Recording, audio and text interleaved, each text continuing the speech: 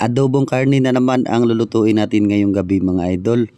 Kasi nakasahod tayo sa ating trabaho. Kaya napag-isip-isipan ko mga idol no, bumili na lang ako ng pan at saka yung karne ng baboy. Bali kalahating kilo lang yan binili ko yan mga idol. Kasi sakto naman yan sa aming 5. Masaya yan sila idol pag dumating na ako, pag may madalang pasalubong sa kanila. Syempre gumagaan din yung pakiramdam mo na nakikita mo sila na kumakain at nagkukwentuhan kayo. At naghiwa lang pala ako ng atsal mga idol no, at saka sibuyas at saka bawang dyan. Simpleng ricado lang ginagamit natin mga idol no. Siyempre yan parte pala ng karne ng baboy, bali sa tiyan pala yan mga idol ang nabili natin. Isang piraso pero kalahati yan sa mga idol. Siguro nabili natin siya kasi mura kasi yung bintahan ng, ewan ko lang mga idol bakit mura na yung bintahan dito sa amin sa karne ng baboy. Kasi 220 na lang po yung kilo niya dito sa aming lugar. Shout out pala sa brad ko dyan na parati kong binibilan ng karne ng baboy dito sa aming lugar sa Zamboanga City. Bale minarinate ko pala muna yan mga idol no. Bale siguro mga kalahating oras ay hindi abot ng kalahating oras. Mga 30 minutes lang ata yun mga idol sa pagmarinate ko. Pagkatapos nagisa na ako dyan ng bawang at sal at saka sibuyas. Sinabay ko na rin po yung karne para madali lang din siya lumambot mga idol.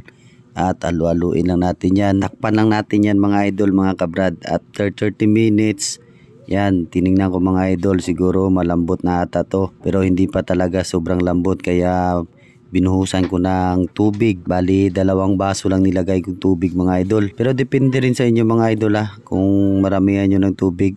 Kung gusto nyo rin ng walang sabaw o yung adobo na pinauga. Kasi ako kasi idol mga kabrad, kasi magaluto talaga ako parating may sabaw. Meron kasi mga bata mga idol na mahilig talaga sa sabaw, yung ilagay nila sa kanin o ihamo kung tatawagin sa amin dito sa Ilonggo mga idol.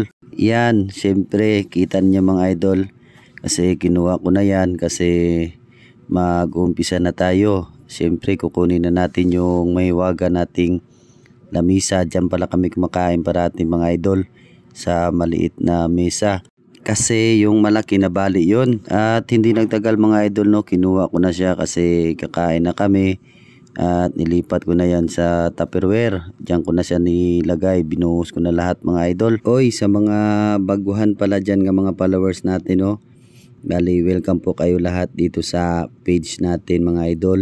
Mga idol, ang content na ito ay ipapakita ko lang po kung paano po ang isang padre di pamilya na magkaroon ng isang pamilya at kung paano po yung ginawa sa buhay ng isang pamilya mga idol. At sana mga idol, marami pa tayong ama na ganito katulad ko na palagi nakasuporta sa ating mga pamilya mga idol. Itong request pala mga idol no, sa anak ko ito. Gusto ko sana ito magsabaw pero nag-request sila mga idol ng adobo kaya niluluto ko na lang po mga idol para sa kanila ang adobong karne. Kung sino po yung gustong mag-request mga idol ay comment lang po mga idol para malaman din natin at masunod din natin yung request ninyo mga idol. Sa simpleng luto lang. Sa ngayon po mga idol, wala pa naman po tayong subscriber. Malay natin balang araw o bukas magkaroon tayo ng 1 subscriber mga idol. Yan, masaya na po yan ako mga idol. At maraming salamat po na magkaroon tayo ng 1 subscriber mga idol. Kung nakaabot ka sa part ng video na to mga idol, ay pwede mo rin to i-like at i-subscribe ang ating YouTube channel. At mag-iwan na rin ng comment mga idol para malaman natin kung saan umabot na lugar yung video natin mga idol. Yan, maraming salamat po sa panonood ninyo. Ingat po palagi at God bless po.